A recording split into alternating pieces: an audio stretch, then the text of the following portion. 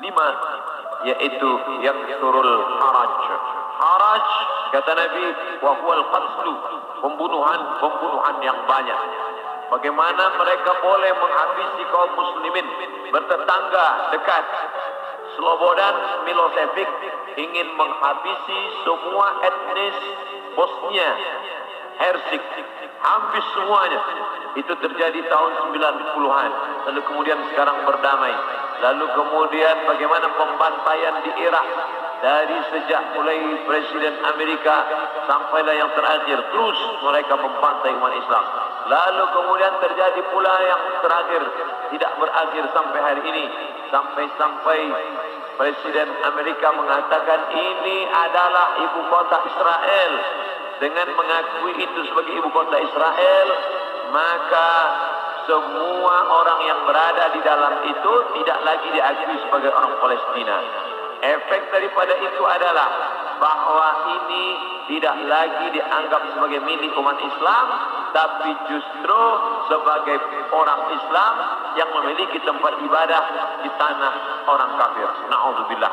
Oleh sebab itu, maka banyaklah al-haraj, pembunuhan. Dulu pun ada juga pembunuhan, betul, tak salah.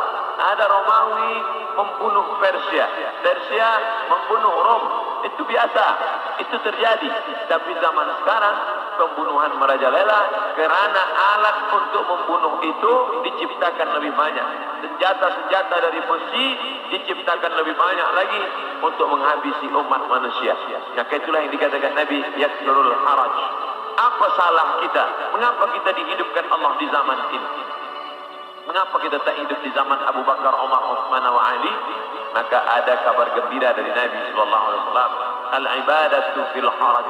Orang yang tetap istiqamah beribadah fil haraj, ketika banyak pembunuhan ini, tetap imannya kuat, tetap dia istiqamah. Ka hijratin ilayya, seperti orang yang berhijrah kepada Nabi Muhammad sallallahu alaihi wasallam. Mudah-mudahan kita termasuk orang yang tetap istiqamah dalam keadaan banyak pembunuhan, dan kita seperti orang yang berhijrah walaupun sudah 1439 tahun lampau, tapi kita tetap diakui sebagai umat Muhammad sallallahu alaihi wasallam dan seperti orang yang berhijrah. Makanya sekarang ada orang istilah, ini adalah hijrah saya, ini adalah momen hijrah saya. Sebenarnya tidak lagi ada hijrah, la hijrata ba'dal fath. Setelah pembebasan kota Makkah, tidak lagi ada hijrah. Yang dimaksud hijrah adalah pindah dari batil kepada hak, pindah dari syirik kepada tauhid, pindah dari jahil kepada ilmu. Itulah makna daripada hijrah.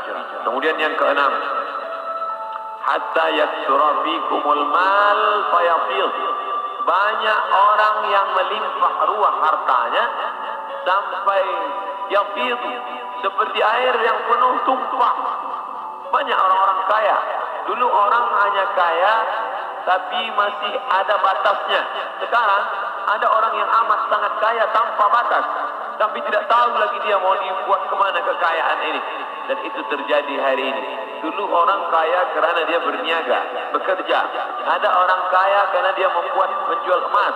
Ada orang kaya kerana dia beternak sapi kambing. Ada orang kaya kerana dia membuat kolam ikan. Artinya dia bekerja, keluar peluh keringatnya baru dia kaya. Hari ini ada orang yang duduk-duduk saja, tapi kekayaannya amat sangat melimpah ruah. Maka apa yang dikatakan Nabi SAW terwujud hari ini, yang menunjukkan hari kiamat itu hampir saja terjadi. Bahkan ketika Isra Mi'raj pun Nabi melihat ada seorang perempuan tua yang melambaikan tangannya memanggil. Lalu Nabi bertanya kepada Jibril alaihissalam, siapa itu Jibril? Jibril menjawab, itulah dunia yang sudah tua. Walaupun sudah tua dia tetap berhias kerana dia tak ingin tua. Dunia dengan usianya yang tua, hampir kiamat, dia tetap berhias dengan perhiasan harta benda, dengan binaan-binaan yang besar. Tapi sebenarnya dia semakin tua, dan sampai masanya terjadilah apa yang dikatakan Allah Subhanahu wa taala, hancur semuanya, berkeping tak bermakna sama sekali. Maka ini salah satu tanda yang dikatakan Nabi sallallahu alaihi wasallam.